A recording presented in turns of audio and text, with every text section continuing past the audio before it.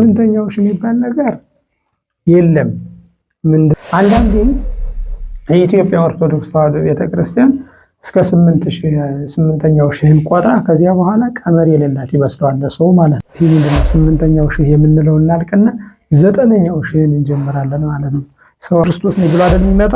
ክርስቶስ የሚያሳያቸውን ነገር ሁሉ ያሳያል። ትንቢት የተነገረባቸው ስለሆኑ እውነት ነው አምላክ ነው ብሎ ምንድነው ይከተሉታል ማለት ነው። እና ከተወደድን ጠላንም የመጨረሻው ዓለም የሚያልፈው በጦርነት ነው። ወይም ማንም ሰው ዕለተ ሞቱ ዕለተ ምጽአቱ ዕለተ ሞቱ ናት። እሱ የሞተ ቀን የእሱ ምጽአት ሆኗል ማለት ነው።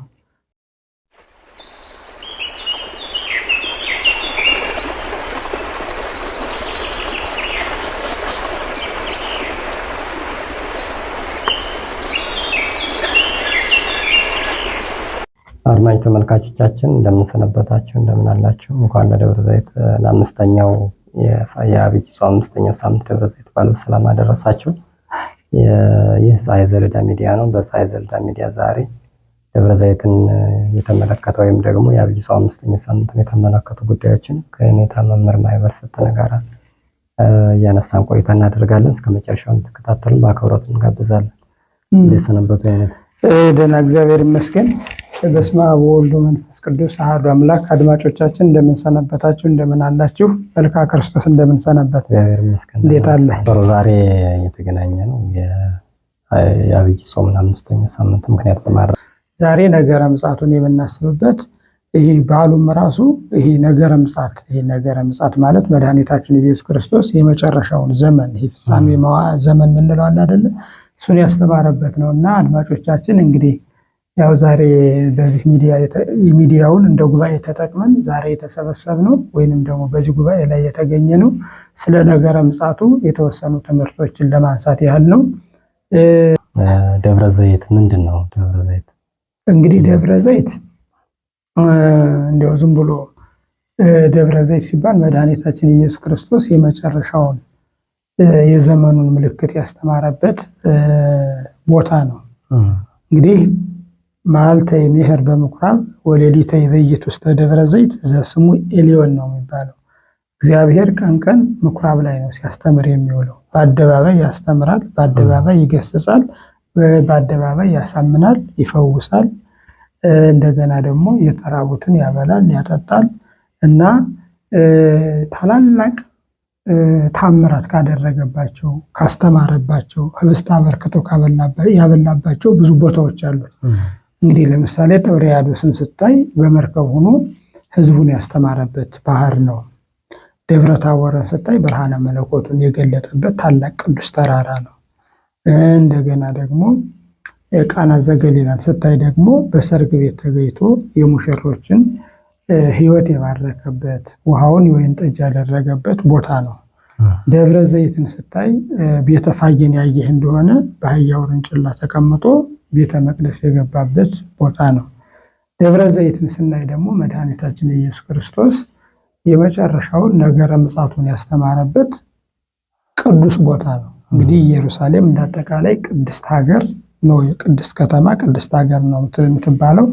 ቅድስት ተብለው ከሚጠሩ አንዱ መድኃኒታችን ኢየሱስ ክርስቶስ በኪደተ እግር በእግሩ ረግጦ የባረከው ትልቁ ደብረ ዘይት ተራራ ነው እና በመጨረሻም መምህራን እንደሚያስተምሩን የመጨረሻውን ዓለም የሚያሳልፈው በዚህ ቦታ ተቀምጦ ነው። ዛሬ የደቀ መዛሙርቱን በደብረ ዘይት ተቀምጦ ነገረ ምጽአቱን እንዳስተማራቸው በመጨረሻው ዘመን ደግሞ በዚያ ላይ ወይ ቀውም አገሪሁ ለእግዚእ ኢየሱስ ነው የሚለው ቅድመ ጽባሕ ለኢየሩሳሌም በኢየሩሳሌም በምስራቅ በኩል በዚያ ቆሞ ይህን ዓለም ያሳልፋል ተብሎ ነውና የተጻፈ።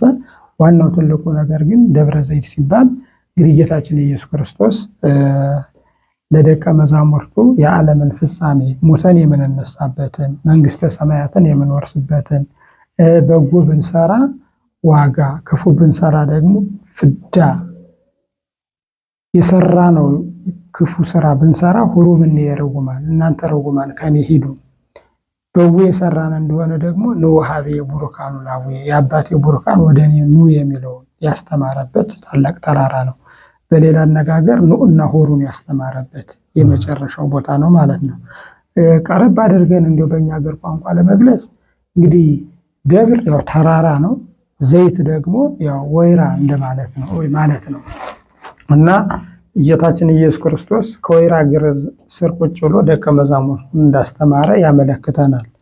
ወደኛ ሀገር ስትመጣ እንግዲህ የቀደሙ የአብነት መምህራን ያው ወንጌልን ያስተማሩ ቅኔውን ያስተማሩት ከትልቅ ወይራ ስር ተቀምጠው ነው። ከወይራ እግር ስር ተቀምጠው ነው ያስተማሩት። የብዙዎችን የህይወት ታሪክ ብትጠይቅ ከታላላቅ ያው መምህራኑ የሚገኙት ከተማ አይደለም፣ እንዳሁኑ ገጠር ነው። የገጠር አብያተ ክርስቲያናት ደግሞ ታላላቅ ወይራ፣ ታላላቅ ዘግባ፣ ታላላቆች አርዘ ሊባኖስ፣ ታላላቅ የሀበሻ ጽድ ያለባቸው ናቸው እና ከዚያ ስር ሆነው ነው የሚያስተምሩት።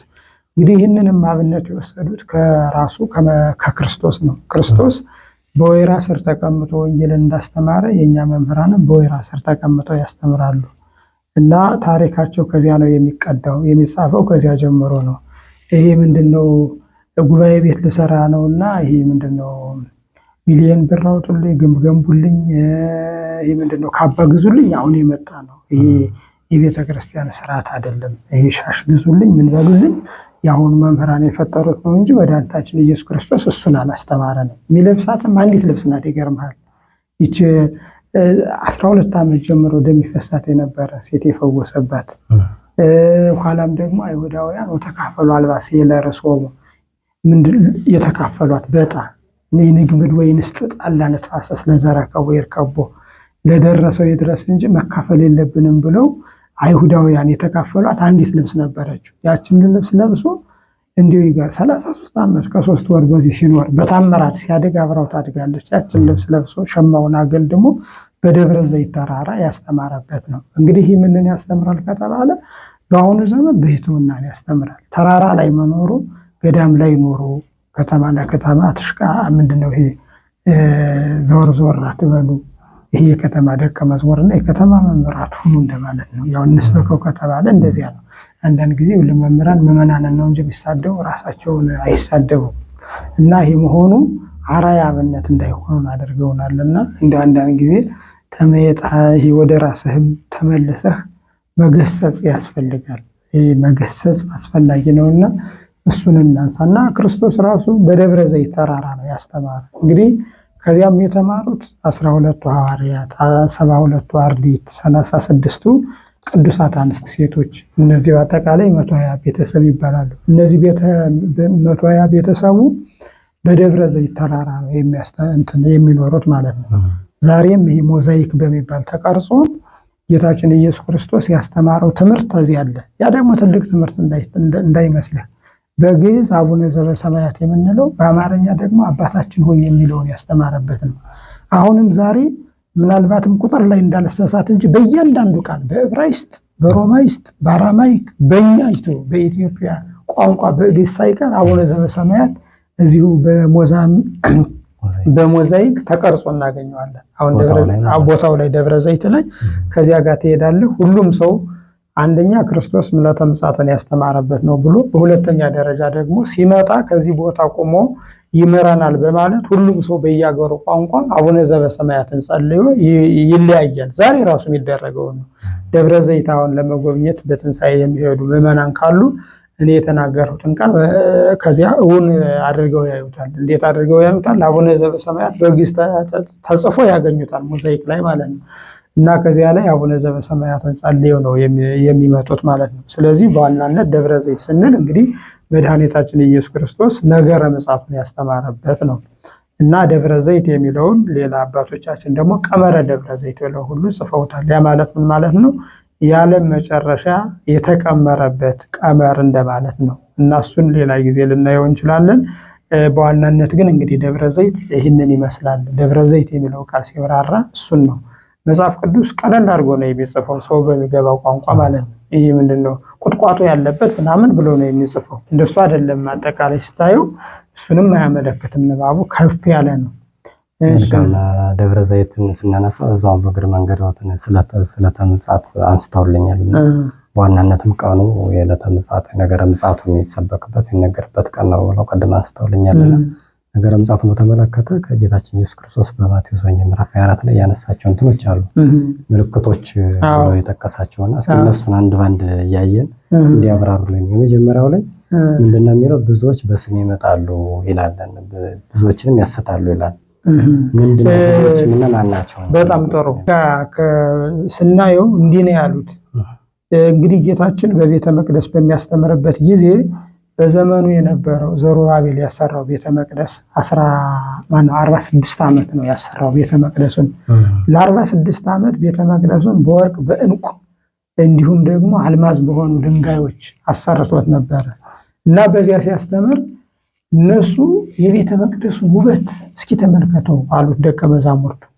አስተምሮ እንግዲህ ደብረ ዘይት ከፍ ካለ ተራራ ላይ ነው ያለ፣ ቤተ መቅደሱ ደግሞ ዝቅ ካለ ቦታ ነው ያለ እና ቤተ መቅደስ ገብቶ ሲያስተምር አይሁዳውያንን ምን አላቸው? አማን ብለክሙ ይታደግ ዘ እብን ዲበ እብን አለ። ቤተ መቅደሱን እያሳየ ይህ ድንጋይ በድንጋይ ላይ እንደተከመረ አይቀርም፣ ምድረ በዳ ይሆናል አላቸው።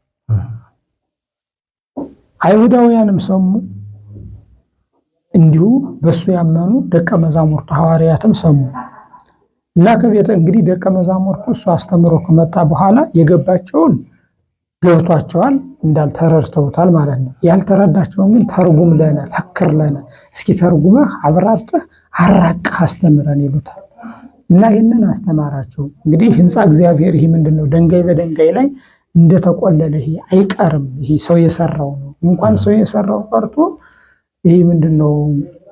እኔ የፈጠርሁት ይሄ ሰውነታችሁ ሳይቀር ይፈርሳል። ይሄ በመጨረሻው ዘመን ትሞታላችሁ፣ ትፈርሳላችሁ፣ ትበሰብሳላችሁ፣ ከዚያ በኋላ እኔ ያስነሳችኋለሁ እያላቸው ነበር። እንግዲህ ቤተ መቅደስ ላይ ምኑን ጀምሮታል ማለት ነው?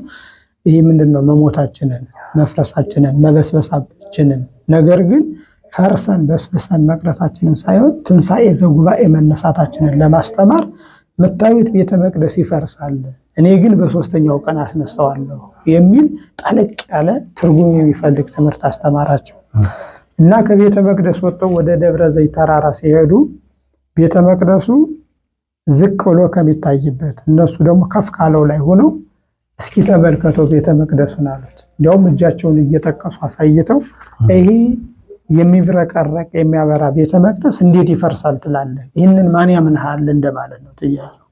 እና በእኛ ሀገር አገላለጽ ሲገልጹት አባቶቻችን እንደ ደብረ ፀሐይ ደብረ ቁስቋም ብለውታል። ደብረ ፀሐይ ደብረ ቁስቋም ጎንደር ውስጥ ያለች በእቴጌ ምንትዋብ ዘመን ወይንም ራሷ እቴጌ ምንትዋብ ቁጭ ብላ ቁማ ያሰራቻት ቤተ መቅደስ ናት።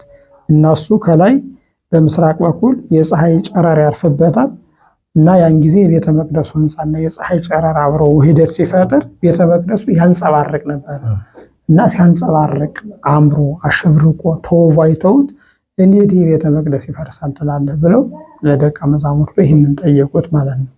ከዚያ በኋላ ደብረ ዘይት ላይ ተቀመጠና ይህ ሁሉ ይፈርሳል አለና መጀመሪያ ምልክት አድርጎ የሰጣቸው የቤተ መቅደሱን መፍረስ ነው። የቤተ መቅደሱን መፍረስ ነገራቸው፣ አስተማራቸው። ከዚያ በኋላ ቤተ መቅደሱ የሚፈርስበት ቤተ መቅደስ የተባለ በቁሙ ቤተ መቅደስ አይደለም፣ የራሳችን ሰውነት ከሆነ ይህ የሚሆንበት መቼ ነው ብለው ምልክት መጥቀስ ጀመሩ። ምን ታምሪው ለምጻትከ፣ የአመጣጥህ ወይንም የምጻት ምልክት ምንድን ነው? ወማይዜ ከውጉን፣ ቀኑስ መቼ ነው ብለው ጠየቁት ማለት ነው። እና ቀኑ እንግዲህ ቅድም እንዳነሳ ነው ወርሁ መጋቢት ወር እንደሆነ ይታወቃል። ዕለቱ ደግሞ ዕለተ ሰንበት ወይንም ደግሞ ዕለተ እሑድ እንደሆነ መምህራን አትተውታል፣ ተርጉመውታል ማለት ነው። ምናልባትም የተለያየ መጋቢት ስላለ መጋቢት 29 ቀን እንደሚሆን ማለት ዓለም የተፈጠረ መጋቢት 29 ቀን ነው። እንደገና ደግሞ ዓለም የሚያልፈው ደግሞ መጋቢት 29 ቀን ነው። በእኛ ሀገር አነጋገር አቆጣጠር ስታየው መጋቢት 29 ቀን እሑድ ዘመኑን ዘመነ ዮሐንስ ለመሆኑን ለማወቅ ይሄ በዓመት አዲስ ዓመት አውደ ዓመት ብለን የምናከብረው አለ አይደለ? እሱ ማክሰኞ መባት አለበት ወይንም ደግሞ የመስከረም መባቻ ማክሰኞ የባተ እንደሆነ ከዚያ በኋላ መጋቢት 29 ቀን ዘመኑ ዘመነ ዮሐንስ ወንጌላዊ ዮሐንስ መሆን አለበት። ያን ጊዜ እንደሚያልፍ መምህራን ተናግረውታል። ነገር ግን ብዙ ዘመነ ዮሐንስ አለ፣ ብዙ መጋቢቶች ወራቶች ስላሉ መቼ እንደሆነ አይታወቅም። አይተው ከሆነ 2016 አምና ማለት ነው፣ ዘንድሮ 2017 አይደለም። የመስከረም መባቻ የሆነው ማክሰኞ ነበረ። ወንጌሉም ደግሞ ዮሐንስ ወንጌላዊ ነበረ። ዘንድሮ ማቴዎስ አይደለም። ዕለቱም ደግሞ ዕለተ እሑድ ነበረ እና እንደዚህ ባለው ማለት ነው። ስለዚህ የመጨረሻው ቀን ይበታል ተብሎ በመምህራን የተቀመረው ቀመር ቀኑ ባይታወቅ እንዲሁ ሌሎች እንደሚሉት 8ኛው ሺህ የሚባለውም አይታወቅም። በነገር ላይ በእሱ እናንሳው ካለ እናነሳዋለን። አሁን አምና 2016 እንደነገርሁህ መስከረም የባተ ማክሰኞ ነው። እንደገና ደግሞ ያው ሂዳር ማን ነው ዘመኑ ዘመነ ዮሐንስ ነው። ጥር ረቡዕ ይበታል። ዓርብ ደግሞ እንደገና የካቲት ብቶ ነበረ። መጋቢት እሁድ ቀን ባተ ማለት ነው። እሁድ እስከ እሁድ 8 ነው። እሁድ እስከ እሁድ 15 ነው። እሁድ እስከ እሁድ 22 ነው። እሁድ እስከ እሁድ ደግሞ 29 ቀን። አይ መጋቢት 29 ቀን ምልዕተ ምጽአት ይሆናል። ወርሁ መጋቢት ነው። ዕለቱ ለተሰንበት ነው። ቀመሩ ደግሞ ይህ ቀመረ ደብረ ዘይት ነው የሚባለው ከዚህ ተነስተን ነው እና ይህ ያው ጥልቅ ትምህርት ይጠይቃል። እንዲሁ ዝም ብዬ ስናገረው ሰምቶ ከዚህ በፊት ልምዱ ከሌለው ሲሰማው ላልኖረ ሰው ሊከብድ ይችላል እንጂ እንደዚያ ነው እና ያው በዋናነት መጨበጥ ያላቸው መቼም ለሰው አያቅተውም አይደለም። አዎ መስከረም መቼ መባት አለበት አሉ? ማክሰኞ መባት አለበት ማለት ነው። ዘመኑ ደግሞ ወንጌላዊው ደግሞ ማን መሆን አለበት? ዮሐንስ ማለት ነው። ከዚህ ውጭ ለተምጻት በዚህ ጊዜ ይደረጋል ተብሎ ነው የሚታሰበው። 8ኛው ሺህ ብለህ እስኪ እንትኑ ጋር አብሮ ያው ስለሆነ ያው እየተነጋገርን ያለ ነው። 8ኛው ሺህ የሚባለው ነገር እንዴት ነው ከቤተክርስቲያን አስተምሯን? 8ኛው ሺህ የሚባል ነገር የለም። ምንድነው የለም ማለት ይህ ቀመር የሚያልቅበት ነው እንጂ 8000 ዘመን ሲሞላ ዓለም ያልፋል ማለት አይደለም። ምክንያቱም ወይት መየጥ ሀበጥን ተግብሮ ነው የሚለው። ምክንያቱም አሁን 8ኛው ሺህ ከደረሰ በኋላ እንደገና ቀመር አንድ ብሎ ይጀምራል። ለምሳሌ አሁን ያለነው ይሄ ጠለቅ ያለ ነው። አሁን ለምሳሌ አሁን ያለነው በ15ኛው አብይ ቀመር ነው አይደለ? ስለዚህ ይሄ 8980 ዓመት ከሞላ በኋላ እዚያ በኋላ ይሄ ሲሞላ 90 ዓመት ማነው 80 ዓመት 7000 እንደ ቁጥር ስለሆነ እንዳታሰስተኝ 7980 ይሄ የቀመር ፍጻሜ ስለሆነ ይሄ ከሞላ በኋላ እንደገና 15ኛው አብይ ቀመር ያልቅና 16ኛው አብይ ቀመር ይጀምራል። ዕለቱ ማክሰኞ ነው። ወንጌላዊው ዕለቱ ማክሰኞ ነው ማለት ምን ማለት ነው? መስከረም የሚብተው ማክሰኞ ነው እያልሁ ነው። ወንጌላዊው ደግሞ ማን ነው አሉ? ማቴዎስ ነው። ማቴዎስ ነው። ከዚያ በኋላ ይጀምርበት እንደገና ማለት ነው። አዎ አበቅቴና መጥቅ የሚባለው ደግሞ አልቦ መጥቅ ወአበቅቴ ሆኖ ይጀምራል። አልቦ ነው ምን ጊዜም ማለት ነው። ዜሮ ማለት ነው። የዜሮ እንኳን አይባልም። ዜሮ የለውም። ይሄ አስኳላ ትምህርት እንጂ እዚህ ዜሮ የሚባል ነገር የለውም። ዝም ብለህ አልቦ መጥቅ ወአበቅቴ እንበለውና ይተው ሊቃውንቱ በሚያውቁት ያረዱታል ማለት ነው። ስለዚህ እንደዚህ አድርጎ ይጀምራል። ዜሮ የሚባል ነገር የለም። 7980 ዓመት ቆጥረህ ዓመት እየጨመርክ ትሄዳለህ እንጂ እንትን አትልም። በዜሮ ሳይሆን የምትለው አዎ በዓመቱማ ካየኸው ማለት ነው 7981 ዓመተ ምህረት እየሆነ ነው ማለት ነው። ወንጌላዊው ማቴዎስ ነው። ዕለቱ ዮሐንስ ነው። እንደዚያ እያለ ይቀጥላል። አሁን የቤተ ክርስቲያኒቱ አስተምህሮ እዚህ ጋር መጠንቀቅ ያለበት ይመስለኛል። አንዳንድ ሰው ከ8ኛው ሺህ ዘመን በኋላ ይህ ከሞላ በኋላ ዓለም የለም ብሎ ያስተምራል። ዓለም አለ፣ ይቀጥላል።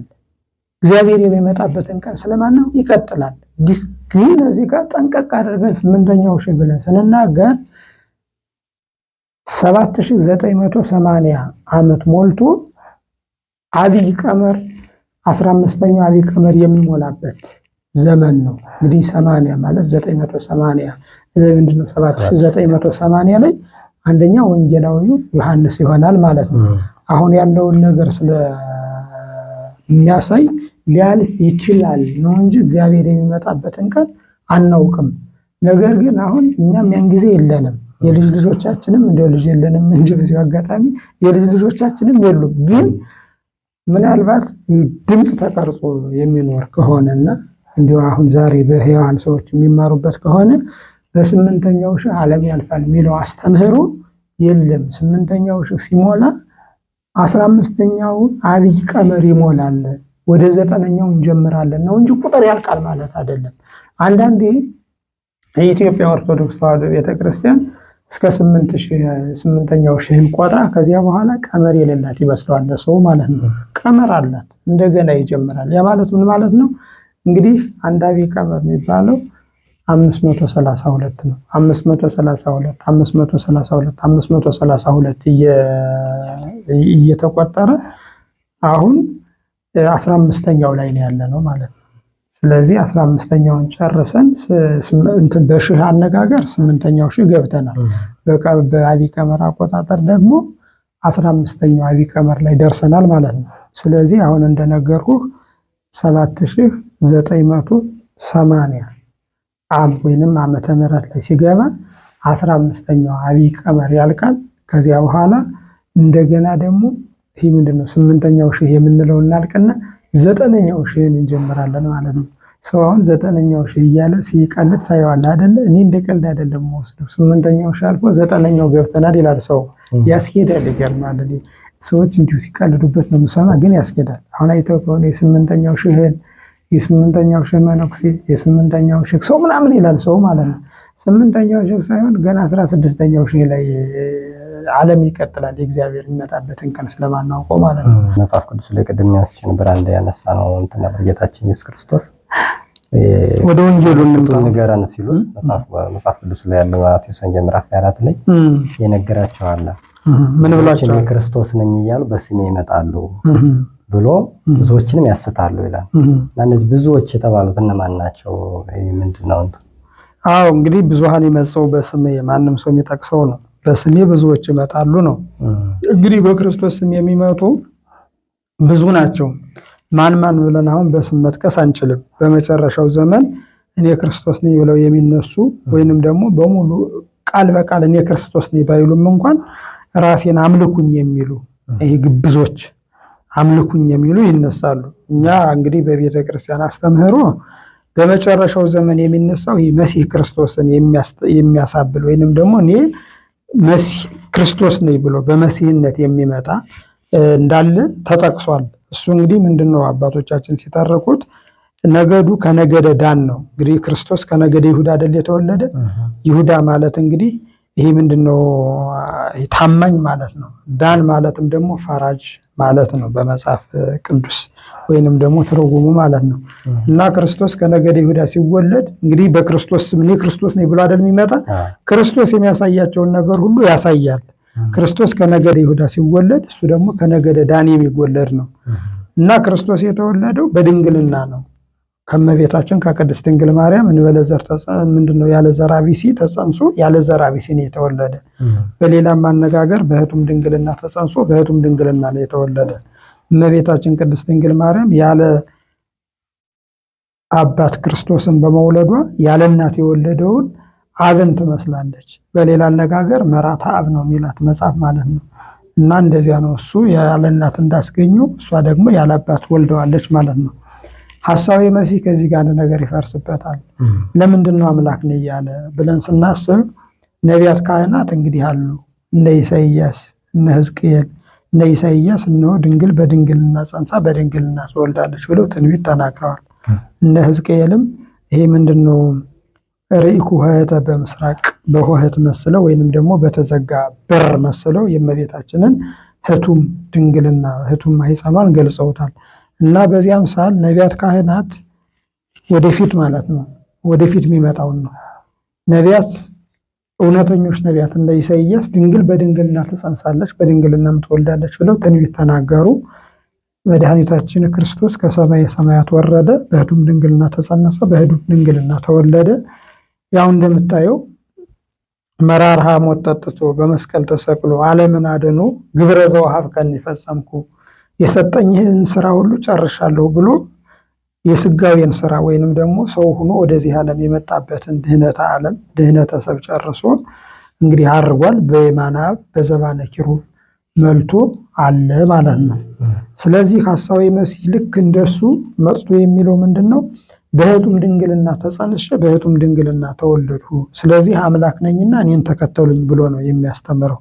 እንግዲህ በክርስቶስ በስሜ ይመጣሉ አይደለ? አዎ። እና መሲህ ነኝ ብሎ ነው የሚመጣው።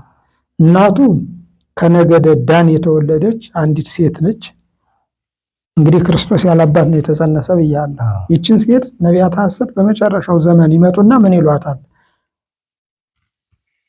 መሲህን ትወልጃለሽ፣ መጥተው ያናግሯታል። መሲህን ትወልጃለሽ፣ ከአንቺ የሚወለደው ዓለምን ያድናል ይሏታል። እሷም እውነት መስሏት እንግዲህ በመቃብር አረም እመቤታችን በቤተ መቅደስ ማደል የኖረችው እሷም ደግሞ ያው ድንግል ነኝ ብላ ስለምታምን ከመቃብር አረም ይሄ መቃብር ለመቃብር የሚልከሰከሱ አሉ አይደለ? ወደዚያ ወደ መቃብር ቤት ገብታ ትቀመጣለች ነው። እና መቃብር ቤት እያለች ከነገደ ኤሳው የተወለደ አንድ ጎልማሳ መጥቶ ከክብር ያሳንሳታል። እና ያን ጊዜ እንግዲህ ነቢያት ሐሰት በድንግልና ጸንሰሽ በድንግልና ትወልጃለሽ ብለው ይሄ ምንድነው የውሸት ትንቢት በጆሮዋ ነፍተውባት ስለሆነ እሷም ይሄን ለመጠበቅ ስላለበት ይሄ በመቃብር አረም ወይንም ደግሞ መቃብር ቤት ተቀምጣ ሳለ ቀይ ጎልማሳ መጥቶ ከክብር አሳነሳት። ክብረ ድንግልናዋን ገሰሰባት። ሐሳዌ መሲሕን ትጸንሳለች ወደፊት ማለት ነው። ያን ጊዜ ከቀይ ጎልማሳ ነው የወለዱት እንዳትል ነቢያት ሐሰት በድንግልና ጸንሰሽ በድንግልና ነው የምትወልጂ ብለው ነግረዋታል። ይህንን ለመጠበቅ ምን ብላ ታወራለች? በድንግልና ጸንሼ በድንግልና ወለድሁ ትላለች። ሐሳዌ መሲሕ የተባለው ልጇንም ከሰው አይደለም የጸነሱ እንበለ ዘር ጸንሼ እንበለ ዘር ነው የወለድሁ። ስለዚህ ዓለምን ልታደን የመጣህ አምላክ አንተ ነህ ብላ ይህንን ትነግረዋለች። እንግዲህ ሰው ሲጸነስ እንበለ ዘር ይጸነስ በዘር ይጸነስ አባቱ ማን ይሁን አያውቅም አይደል? አባትህ እኔ ነኝ እናትህ እኔ ነኝ ካላሉ ሕፃናት ሲወለዱ ከማን እንደተወለዱ አያውቁም። ለምሳሌ እንበልና ቀለል ባለ ቋንቋ አንዳንድ ሕፃናት መንገድ ላይ ምናምን ተወልዶ ከተጣሉ በኋላ እናት አባታቸውን አያውቁም ማን ከማን እና እቺ ሴትም ምን ብላ ታስተምረዋለች? እንበለ ዘር በድንግልና ጸንሼ በድንግልና ነው የወለድሁ። ስለዚህ አንተ አምላክ ነህ እንጂ ሰው አይደለህም ብላ ተነግረዋለች ማለት ነው። እና ይህንን ይዞ እሱ አምላክ ነኝ ብሎ ማስተማር ይጀምራል። እንግዲህ ብዙኃን ይመጽኡ በስሜ አይደለ? ይኸውልህ ክርስቶስ እንበለ ዘር እንደተወለደ እንበለ ዘር ተወለድሁ ይላል። በሕቱም ድንግልና እንደተወለደ በሕቱም ድንግልና ተወለድሁ ይላል። የክርስቶስ እናት እመቤታችን በቤተ መቅደስ ሳለች ክርስቶስን እንደጸነሰችው ሁሉ እሱም ደግሞ ከቤተ መቅደስ ነው የተገኘ፣ ከመቃብር ቤት ነው። እሱ ግን ከቤተ መቅደስ ነው የተገኘው ብሎ በክርስቶስም ማስተማር ይጀምራል ማለት ነው። እና ብዙዎችን ምን ይሏቸዋል? ያለ ያስቷቸዋል። ይሄ ነገር አየህ ክርስቶስን መስሎ ስለሚወለድ ያስታል። እንግዲህ በራዕየ ዮሐንስ ምዕራፍ 13 ስንመለከት ይሄ ምንድን ነው? አይኑ የሞተች ናት። አንድ አይና ነበረ። እንደውም ዘስሩር አዕይንቲሁ በደም ነው የሚለው። አይኑ በደም የተሰለበ ነበረ። የሐሳዌ መሲሕ ማለት ነው። እንግዲህ ይሄ ምንድን ነው? በጽንሱ መካከል ሰይጣን ስላለበት አይኑ በደም የተሰረበ ይለዋል። ጽምጧት እገሪሁ ይሄ ምንድነው? የእግሮቹ ጣቶች ራሱ ወለፎ ነገር ናቸው። ያን ጊዜ የሚኖሩት ደግሞ እንግዲህ የመጨረሻው ዘመን ትንቢት የተነገረባቸው ስለሆኑ እውነት ነው አምላክ ነው ብሎ ምንድነው ይከተሉታል ማለት ነው። እና ከተከተሉት በኋላ እንግዲህ አድማጮቻችን ይህንን በደንብ እንዲያነቡት በራዕየ ዮሐንስ ምዕራፍ 13 ብያለሁ። ከተጸነሰ በኋላ ምን ያደርጋቸዋል? እሱ ስሜን ራሱ በግንባራችሁ ላይ ጽፋችሁ ተከትባችሁ ያዙት ይላቸዋል። ስሙን እና ይህ ምንድነው? ስሙ ምንድነው? የስሙ ቁጥር ግን 666 አይደል ያለው በራዕየ ዮሐንስ ምዕራፍ 13 መጨረሻ ቁጥር ላይ 636 ሚለው ማለት ነው። እሱን ራሱ ግንባራችሁ ላይ መከተብ አለባችሁ። እንዲያውም ራዕየ ዮሐንስ ያን ጊዜ የሚነሱ አይሁድ ባላወቁት ነገር አምላክ ይሉታል። ዮሐንስ ወንጌላዊ ግን ሐሳዌ መሲሕነቱን ስለሚያውቅ ቀይ አውሬ እያለ ነው የሚጽፈው። እና የአውሬውን ስም በግንባራቸው ተከትበው ነበረ ተጽፈው። ይህ ምንድነው? መከተብ ማለት መጠቆር ነው አይደል? በአሁኑ ተነቅሰው ይኖሩ ነበር ነው። እንግዲህ የሚነቀሱት ምኑን ነው ከተባለ አንደኛ ስዕሉን ነው፣ ሁለተኛ ስሙን ነው። ስዕሉንም ይሄ ምንድነው? ልክ አሁን ይሄ ምንድነው? የእመቤታችን ስዕል የጌታችን ስዕል ይሄ ምንድነው? ከእጃቸው ላይ ከምን ላይ ተስለው እንደሚታይ እንግዲህ ታቶ ነው የሚባል አይደል? በዘመናው ላይ እንግዲህ ሊሆን ይችላል። እሱን ስለማላውቀው ዝም ብለህ በእኛው በዚህ በእኛ በባህላዊው ልንገርህ ይነቀሱታል። ስሙን ደግሞ ደረታቸው ላይ ግንባራቸው ላይ እንደገና ደግሞ እጃቸው ላይ ከፈለጉት ቦታ ላይ እንዲያውም በቀኝ እጃቸው ነው የሚለው። በቀኝ እጃቸው ይሄ ምንድነው? ስዕሉን እየተሳሉ ስሙን እየቀረጹ ይዞታል። እንግዲህ ይህ ምንድነው? ክርስቶስን ለመምሰል ነው ይህን ሁሉ የሚያደርገው። አምላክ ነኝ ብሎ አይደለም፣ የአምላክነት ስራ መስራት አለበት። በቀኝና በግራው ሳይዝ የያዘ መስሎ በምታት ፀሐይና ጨረቃን ሳይቀር በእጁ የያዘ መስሎ ይታያል። እና ከዚያ በኋላ እንዲህ ያደርጋል። እንግዲህ በዚህ በራዕየ ዮሐንስ ላይ እንደተገለጠው እነዚህ ምንድነው? ይሰግዱለታል ነው የሚለው። ለስሙ ይሰግዳሉ፣ ለሱ ይንበረከካሉ። አምላክ ነው ብሎ አየህ። ብዙኃን ይመጽኡ በስሜ አይደለ? እንግዲህ ክርስቶስን የምናውቀው የባሕርይ ስግደት እንሰግድለታለን፣ የባሕርይ አምልኮ እናመልከዋለን። ከእግሩ ስር ሰግደን ወድቀን ማረን፣ ይቅር በለን፣ ተሳለን ወልደ ዳዊት እውራን በሆሳዕና የዳዊት ልጅ ሆይ ማረን እንዳሉት ሁሉ እነሱም ደግሞ ማረን እያሉ ለዚህ ለሐሳዌ መሲህ ይደፋሉ። ስለዚህ እንዲያው አምላክ የሰራውን ሁሉ አስመስሎ ይሰራል፣ አስመሳይ እና እንደዚህ አድርጎ ይሰራል። ስለዚህ ግንባራቸው ላይ ራሱ ስሙን እንዲከተቡት ይፈልጋሉ። እንግዲህ ስሙ በእኛ በግዕዝ አነጋገር ጸራዊ ጠላት ማለት ነው። የምዕመናን ጠላት ጸራዊ ነው። እንግዲህ 666 አይደል ያለ 666 እዚህ ጋር የሚያገናኘው እኮ 666 ወደሱ ልመጣለህ ነው። እንግዲህ ግንባራቸው ላይ ተከተቡ ነው የሚለው። የሚከተቡት ደግሞ ይሄ 666 የሚለውን ነው። እኔ እንግዲህ አሁን ይኖር አይኖር ባለም አለ የለም የሚሉ ዝግብ እሰማለሁ። እሱን እንግዲህ በሳይንቲስት ደረጃ የጠለቁ ስለ ሳይንሱ የሚያውቁ ቢያወሩ ይሻላል። እኔ ግን ላወራህ የምፈልገው 666 የሚለውን ስሙን በግንባራቸው ላይ እንዲጽፉ ይፈልጋል ነው። እንግዲህ 666 ቀለም ነው፣ ፊደል ነው። ቀለም ሳይሆን ፊደላት ናቸው። እነዚህ በግዕዝ ነው የሚታወቁት። ምን ማለት ነው? ግዕዙ ጸራዊ ነው የሚለው። ጸራዊ ማለት ደግሞ ጠላት ማለት ነው። እነዚህ ሶስት ፊደላት 666 አድርገው ይቀምራቸዋል። ጸ ሲባል እንግዲህ ፀሐዩ ጸ ነው። ፀሐዩ ጸ ማለት እንግዲህ ዜሮ ሆኖ በመካከሉ ላይ ይህ ቅርጽ ያለበት ፀሐዩ ጸ ነው። እሱ 600 ነው። ረ ደግሞ እንደገና 6 ነው። ወ ደግሞ 60 ነው። አሁን እንግዲህ ተመልከት 600 ሲደመር 6 ሲደመር 60 ስንት ይሆናል? 666 ማለት ነው። እንግዲህ እንዴት ነው የሚቆጠር ከተባለ ያው ቁጥሩ ራሱ ይህ ምንድነው አሌፍ የሚል ራሱን የቻለ ዳዊት መዝሙረኛው ዳዊት የተናገረው አሌፍ ቤት ጋሜል እያለ ይሄዳል በዕብራይስጥ። እሱን እነግርሃለሁ። በእኛ ሀገር ፊደል ጸራዊ ማለት የኛ ሀገር ፊደል አይደለም። ወደ እሱ እንምጣ። እንግዲህ ያ ማለት ምን ማለት ነው? እንግዲህ ከሀስከተ ፊደሎች ብትቆጥራቸው 10 ናቸው። ከዚያ በኋላ ነ 20 እያለ ይሄዳል። ከነ ጀምሮ ደግሞ አይደለም እሱ ይህ ምንድነው 20 ካለ በኋላ 30 40 50 60 70 80 90 100 200 300 400 500 600 እያለ ይህንን መልክዓ ፊደሉን ብትቆጥረው ፀሐዩ ላይ ሲደርስ 600 ይሆናል ማለት ከታ በኋላ 10 ከዚያ በኋላ 20 30 እያለ 200 300 እያለ ማለት ነው። እሱን ፊደሉን መቁጠር ይችላሉ የሚያዳምጡ ሰዎች እና ይህንን በስማቸው እንዲከተቡ ይፈልጋል ማለት ነው። በዕብራይስጥም ደግሞ መርምያዋስ ነው የሚለው። እሱንም ደግሞ እንዲሁ በዕብራይስጥ ፊደል ስትቆጥረው ማለት ነው 666 ይሆናል ማለት ነው። ይህንን ግንባራቸው ላይ መከተብ አለባቸው ብሎ ያውጃል ማለት ነው። ማን? ሐሳዌ መሲህ እና ያንን ወንጌላዊ ዮሐንስ ሲቆጥረው ስሙም 666 ነው። 666 ደግሞ የአንድ ሰው አስራው የአንድ ሰው ይሄ ምንድነው ሰውነታችንን ስሮቹ የተዋደደበት ነው እና እሱ 666 ያለው ነው ሲል ዮሐንስ ወንጌላዊ ምን ማለት ነው? እሱ አምላክ ነኝ ይላል እንጂ ሐሳዌ መሲህ የሰው ልጅ ነው። ስለዚህ አምላክ ነው ብላችሁ አትከተሉት። ይሄ ስሜን ጻፉ ለምስሌ ስገዱ የሚለው ሁሉ አምላክ ነኝ ለማለት ለማስመሰል ነው እንጂ እሱ የሰው ልጅ ነው።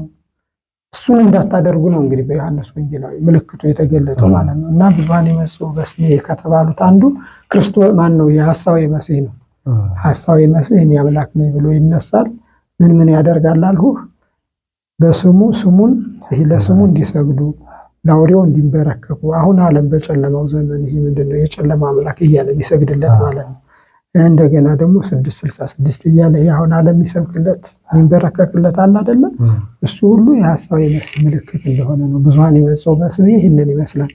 እና አድማጮቻችን እንግዲህ ብዙኃን ይመጽኡ በስሜ ተብሏልና ያው አምላካችን ክርስቶስ በመጀመሪያው በዳግም ልደቱ መጥቷል። የሚመጣው በመጨረሻው ዘመን ስለሆነ እንዲሁ አለ አይደለ ሌላ መጠራጠር እንዳይኖርብን ተጠንቀቀንም ሃይማኖታችን እንድንጠብቅ እነዚህ ሁሉ ምልክት ናቸው ማለት ነው። እንዳጠቃላይ ሌላ ምን ምልክት አለ? ሌሎች ምልክቶች እንዳጠቃላው እንዲነግሩን አሁን ለምሳሌ የጦር ወሬ ትሰማላችሁ። ጦርነት ይነሳል፣ ህዝብ በህዝብ ላይ መንግስት በመንግስት ላይ ይነሳል የሚሉ እንትኖች ምልክቶች አሉ። እነሱን አንድ እንዳጠቃላው ተባሉና ሌላ አንድ ምልክት ያመጨረሻ የጦር ወሬ ትሰማላችሁ ማለት እንግዲህ ይሄ ምንድነው? ያው ያን ጊዜ አሁን በመጨረሻው ዘመን ይሄ ምንድነው የጦር ወሬ? ያው ሰው ዓለም የሚተላለቀው አሁን ዕለተ ምጽአት ሲባል ሰው ክርስቶስ አንድ ጊዜ መጥቶ ድፍን የሚያደርገን ነው አይደል የሚመስለው? አይደለም፣ እንደሱ አይደለም። ህዝብ ይሄ ምንድነው በጦር ነው የሚተላለቀው የሰው ልጅ። ይሄ አንደኛው የዓለም ጦርነት፣ ሁለተኛው የዓለም ጦርነት፣ ሶስተኛው አራተኛው በምን ይሆናል የሚባል ነገር አለ አይደለም? እሱ ላይሆን ይችላል፣ ግን ወደድንም ጠላንም የመጨረሻው ዓለም የሚያልፈው በጦርነት ነው። ወይንም ደግሞ ይሄ አርማጌዶን የምንለው ይሄ ጦርነት ወቅት አለ አይደለ? በዚያ ነው የሚተላለቀው። አባቶቻችን የሚመጣውን አናውቅም ያለፈውን ግን መተረክ እንችላለን ብለው ጦርነቱን ተርከውታል። ያ ማለት ምን ማለት ነው? ከዕለታት አንድ ቀን እንግዲህ ሮማውያን ወደ ኢየሩሳሌም በተለያየ ጊዜ ይገባሉ። ጦርነት የሚገቡት ያው ጦር ይሄ ምንድነው ጦር አሰልፈው ሰራዊት አሰልፈው ለመዋጋት ነው የሚገቡት እና ይሄ ጥጦስና አስባስያኖስ የሚባሉ አባትና ልጅ ናቸው። በሮም የነበሩ ናቸው እና እነሱ ኢየሩሳሌም ላይ መጥተው በ72 ክርስቶስ በተወለደ በሰባ ዘመን ማለት ነው። በሰባ ዘመን ይህንን ጦርነት አድርገውት ነበረ። ያን ጊዜ ምን ያደረጉት እንግዲህ ወደ ኢየሩሳሌም መጡ፣ ሀገሪቱን ወረሯት ማለት ነው እና ይሁዳውያን እየሾሹ ወደ ቤተ መቅደስ ገቡ። ወደ ቤተ መቅደስ ሲገቡ አንድ አይሁዳዊ ይሄ ምንድነው ያን ጊዜ ሐሳዊ መሲህ ነገስት ንጉሥ ሮም ነው። የሮም ንጉሥ ሰራዊቱን አሰልፎ አይሁዳውያንን ይወጋቸዋል። እነሱ ደግሞ እንደገና እየተዋጉ ቀን ቀን ከሱ ጋር ሲዋጉ ይውላሉ። ማታ ማታ ደግሞ እርስ በርሳቸው ይጨራረሳሉ። ሰሙ እንዲሁ በቀላሉ ነገር ነው። አንድ አይሁዳዊ አንድ ወርቅ አግኝቶ ይሄ ምንድነው ዋጣት ነው የሚለው እና እንቁ ስለሆነች ሆድ ውስጥ ስታበራይተው ይሄ ምንድነው ከሮም የመጡ ሰራዊቱ አለ አይደለ? አይሁዳውያንን እንዲ ዛሬስ ደግሞ እንግዲህ ነገር ያለው አንድ አይሁዳዊ ወርቅ አገኘ ቤተ መቅደስ ላይ አንስቶ ዋጣት። ከሆድ ውስጥ ስታበራ አዩት። እንዴ ዛሬስ ከአይሁዳውያን ሆድ እንዲ ወርቅ ይገኛል ሆነ ብለው ማለት ነው ሆዳቸውን እየተረተሩ ጥለዋቸዋል። ሁሉም የአይሁድ ደም ያላቸውን ሁሉ እየተረተሩ እየሰነጠቁ አንደኛ መጀመሪያ አመጣጣቸው በጦር ወግተው ይሄ ምንድነው አስገብረው ሀገሪቱን ለመውረር ነበረ። በኋላ ግን እግዚአብሔር ይሄ ምንድነው በመስቀል ስለሰቀሉት እንዲያልቁ ስለፈቀደ አንድ አይሁዳዊ ወርቅ አገኘ። እዚያ በኋላ ዋጣት። በዚህ ምክንያት ሰዎችን ገለን ኢየሩሳሌምን እንወራለን የሚለው አንድ የመጀመሪያ መነሻ ሐሳብ ሆኖ ከአይሁዳውያን ሆድ አልማዝ ወርቅ ይገኝማ ከሆነ እያንዳንዱን አይሁዳዊ ሆዱን ቀደን ወርቅ መውሰድ አለብን ብለው እየቀደዱ ጨርሰዋቸዋል ነው። ይሄ ከሮም የመጡት እንግዲህ የጦር ወሬ ወይንም ደግሞ ህዝብ በህዝብ ላይ ነገስት በነገስት ላይ ይነሳል የሚባለው ማለት ነው። ያ ብቻ አይደለም፣ እርስ በርሳቸውም ደግሞ በሁለት ነገር ተላልቀዋል ነው የሚለው። ምንድነው የተላለቁት? እነዚህ ሮማውያንን እየተዋጉ መንግስት ፈርሷል፣ ምናልባትም እኔ ያነግስ ብለው እርስ በርሳቸው ደግሞ ተላልቀዋል። አይሁዳውያን ማለት ነው። እርስ በራሳቸው ተዋግተው ተላልቀዋል። ይሄ እነሱ ከኔ ወገን አነግስ ከኔ ወገን አነግስ፣ ይሄ መንግስት ጠፍቶ ስለነበረ መንግስት በመንግስት ላይ ይነሳ ስለነበረ ከኔ ወገን አነግስ ከኔ ወገን አነግስ በማለት ይህንን አድርገዋል። በእነሱ አስተሳሰብ እንደዚህ ነው። በእግዚአብሔር አስተሳሰብ ግን ይሄ ምንድነው አይሁዳውያን ግዙራን ናቸው። ግዙራን ደግሞ ይሄ የተገዘሩት የእግዚአብሔር የአብርሃም የቃል ኪዳን ልጆች ስለሆኑ እግዚአብሔር ቆላፋን ናቸው። ይሄ ምንድነው አይሁዳውያን ማለት ነው አይዛብ ናቸውና በእነሱ እጅ ከሚያልቁ እርስ በርሳቸው ይተላለቁ ብሎ እርስ በርሳቸው እንዲተላለቁ አድርጓቸዋል። እና የጦር ወሬ ትሰማላችሁ የተባለው እንዲህ አይነት ነገር ነው። ሌላው ይሄ ምንድነው ወግና ማጉግ የሚባሉ እንትን አለ። እነሱ በአጋጣሚ እነዚህ የያፌት ዘሮች ናቸው። በዘፍጥረት ሰው ናቸው። በዘፍጥረት ምዕራፍ 10 ቁጥር 2 ላይ የተጻፉ ናቸው እነዚህ ማለት ነው። እና እነዚህ ትውልዳቸው ከያፌት ወገን ነው። እንግዲህ ኖህ ምንድነው ያደረገው? 3 ልጅ አሉት፣ ሴም፣ ያፌት፣ ሴም፣ ካም፣ ያፌት አይደል? ስለዚህ ነገደ ያፌት ራሳቸውን ይሄ ምንድነው በታናሽ እስያ ወይንም ደግሞ ይሄ ቀውቃዝ በሚባል ቦታ ነው የሚኖረው የነበር ማለት ነው። እና እነሱ ኢየሩሳሌምን እየመጡ በየጊዜው እየወረሩ አይሁዳውያንን እየደመሰሷቸው ይሄዱ ነበር። እና ስማቸው ማስፈራሪያ ሆኖ ቀርቶ ነው እንጂ አሁን ጎግ ማጎግ አሉ ማለት አይደለም። ግን ጦርነቱ ያን ጊዜ እነዚያም ከታናሽ እስያ ተነስተው ይመጣሉ። ኢየሩሳሌም ያሉ አይሁዳውያንም ደግሞ ጦራቸውን ታጥቀው ዘገራቸውን ነጥቀው አጥብቀው ይጓጓቸዋል እና እርስ በርሳቸው ይተላለቃሉ። በመጨረሻው ዘመን እንዲህ አይነት ጦርነት ይነሳል። ያን ጊዜ እስራኤላውያንና አይሁዳውያን እንደተዋጉ ዛሬ ደግሞ በሃይማኖት እየተለያዩ ጦር ይሰብቃሉ ነው። አሁን አንድ ጊዜ አልፈህ ስታይ ዝም ብለህ ጦርነቶች ሁሉ አንዳንድ ጊዜ የፖለቲካ አንዳንድ ጊዜ ደግሞ የሃይማኖት ቅርጽ ይይዛሉ። እነዚህ ምጽአት ነገ ነው ባያሰኙም የመጨረሻውን ለምልክት ያህል ግን ያገለግላሉ ማለት ነው።